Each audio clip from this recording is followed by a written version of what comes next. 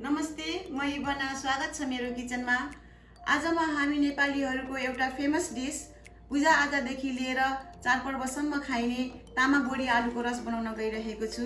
तामा आलु बोडी प्राय सबैलाई एकदमै मनपर्ने डिस हो र मेरो त फेभरेट नै भइहाल्यो। र यसको लागि हामीलाई तामा आलु बोडी त चाहि नै हाल्यो। यसको साथसाथै अदुवा, लसुन, प्याज, हरियो खोर्सानी, कागती, हरियो धनियाँ, टमाटर र मरमसलामा जिरा, धनियाँ, खुर्सानीको पाउडर, बेसार, नुन, तेजपात, दालचिनी, 5 फुरन अनि घिउ र तेल चाहिन्छ। मैले हाफ कप बोडीलाई तातो पानीमा 1.5 घन्टा अगाडि भिजाएकी थिएँ। हामीले यसलाई कराईमा ससप्यानमा पकायो भने धेरै समय लाग्छ। प्रेसर कुक गर्यो भनेदेखि छिटो पनि हुन्छ र राम्रो पनि हुन्छ। त्यही भएर मैले यसलाई प्रेसर कुक गर्न गइरहेकी छु।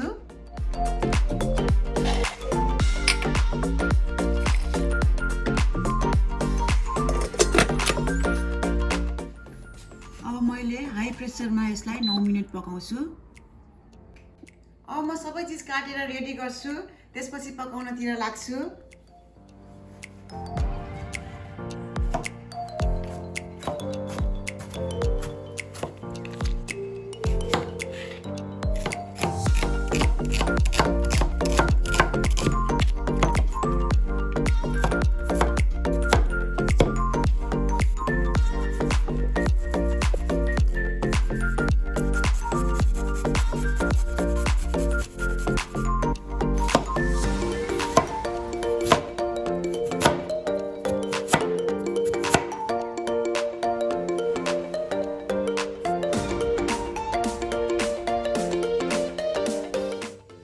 मैले कराई तताएर अलिकति घिउ राख्दैछु।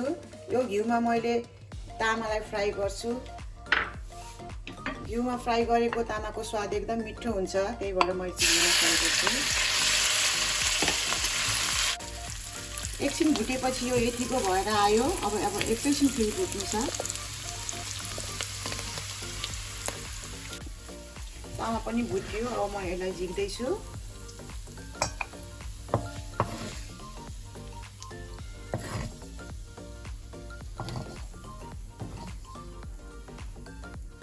तामा भुटेकै घिउमा मैले अब यो हरियो खोर्सानीलाई पनि एकछिन फ्राई गरेर झिक्छु।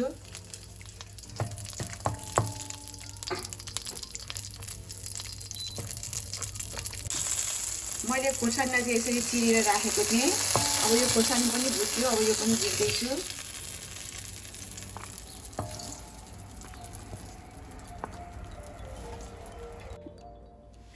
अब म यही कराईमा अलिकति तेल थप्छु। तेल तातेपछि म सबै कुरा राखेर बिस्तारै पकाउँछु। अब तेल तात्यो। अब म यसमा 1 टिस्पुन 5 फुरन फुराउँदैछु। यो 5 फुरन मैले घरमै मिक्स गरेको हो। यसमा मेथी, जिरा, सौंफ, मस्टर्ड, कालो जिरा, यो मुङ्गरेलो हो त्यो भन्छ यसलाई, त्यो मिसाएर मैले बनाएको हो। यसले एकदम राम्रो स्वाद ल्याउँछ। मेथी, जिरा यो सबै हालेपछि यतिको रातो रातो हुने गरी पुर्याउनु पर्छ। यसले एकदम अथेन्टिक स्वाद ल्याउँछ। अब म यसमा तेजपात र दालचिनी फुराउँदैछु।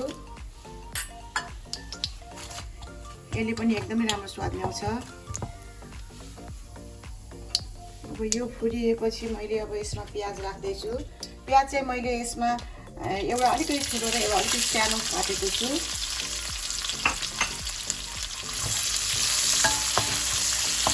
राम्रोसँगले चलाउने हेर्दैछु।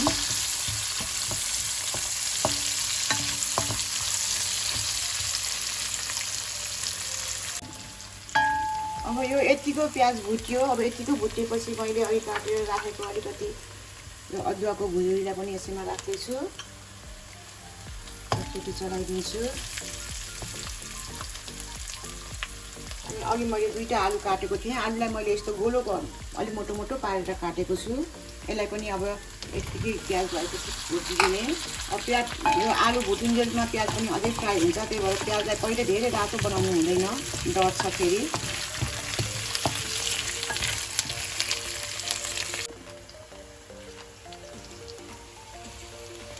यसलाई मैले एकैछिन यसरी भुटेँ। अब म यसलाई एकैछिन छोप्दै भुट्दै चलाउँदै गर्छु।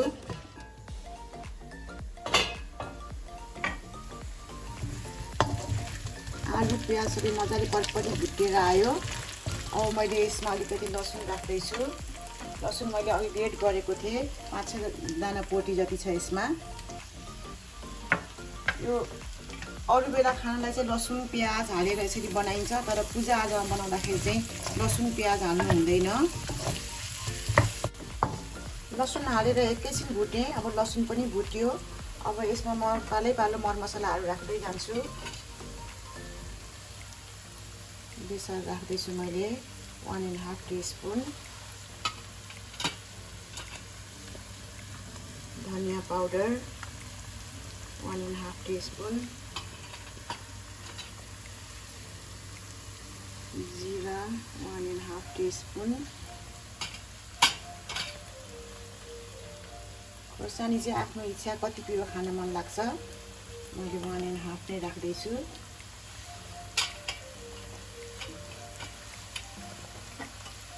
अब एकचोटि चलाइदिउँ।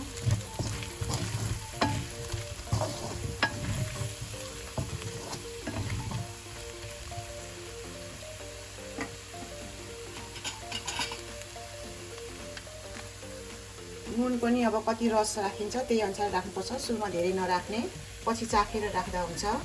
मैले 2 टीस्पुन राख्ने। अघि काटेर राखेको मैले 2टा टमाटरको चप गरेको थिएँ, त्यही राख्दैछु।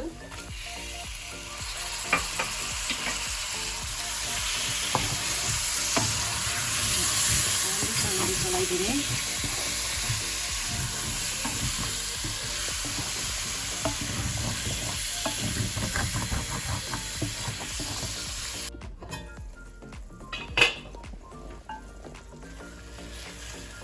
मैले अघि टमाटर राखेपछि एकैछिन छोपेर टमाटर गल्ने गरी पकाएँ। अब यसमा मैले अघि उसिनेर राखेको बोडीलाई राख्दैछु। मैले यो बोडीको रससँगै राख्दैछु किनभने यसको टेस्टहरू पनि यसैमा हुन्छ। राम्रोसँगले मिक्स गरिदिउँ।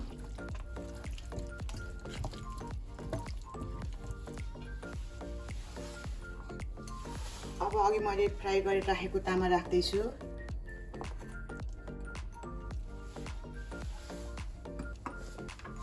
अनि अदुवा चाहिँ पछाडि राखेर मलाई एकदम यसको बास्ना मनपर्छ, त्यही भएर अदुवा चाहिँ मैले पछाडि राखेको।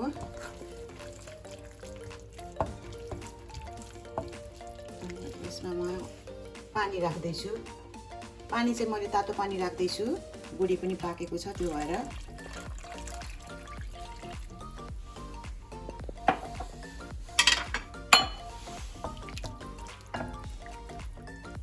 यसमा खुर्सानी राखेर मजाले उमाल्नुपर्छ।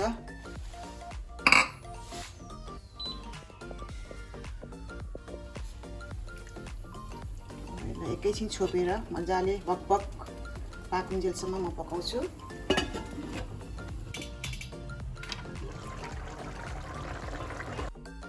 कस्तो राम्रो भएछ, मजाले बकबकी पाक्यो यो। अब यसको पानी पनि अलिकति सुक्यो। अब अलिकति रस थप्दैछु म चाहिँ। अलि पातलो पातलो रस मिठो हुन्छ तामा आलुको।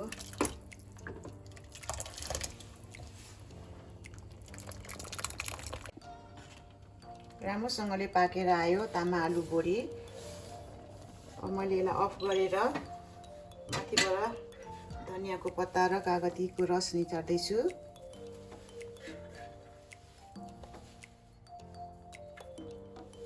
एकदमै राम्रो, झन् मिठो, सुनमा सुगन्ध भने जस्तै झन् मिठो बनाइदिन्छ।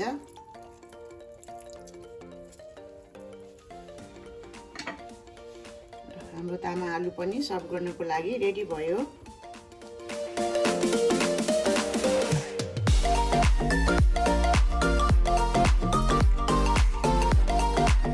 आलु बोडी तरकारी तामालाई, एउटा बडी चाहियो मेरो आमालाई। हेर्नुहोस् त कति प्रख्यात छ हाम्रो तामा आलु बोडी। यसको लागि गीत पनि बनेको छ। यसरी नै आज मेरो पनि तामा आलु बोडी एकदम राम्रोसँगले पाकेको छ। कलर पनि एकदमै राम्रो देखेको छ। बोडी आलु एकदम नखुरिकन एकदम राम्रो पाकेको छ। हर बास्ना पनि आइरहेको छ। यसलाई चिउरासँग राइससँग एकदमै मिठो हुन्छ र हजुरहरूले पनि यसरी नै बनाएर ट्राई गर्नुहोला र मेरो च्यानललाई लाइक र सब्सक्राइब गर्नलाई नबिर्सिदिनु होला। Thank you.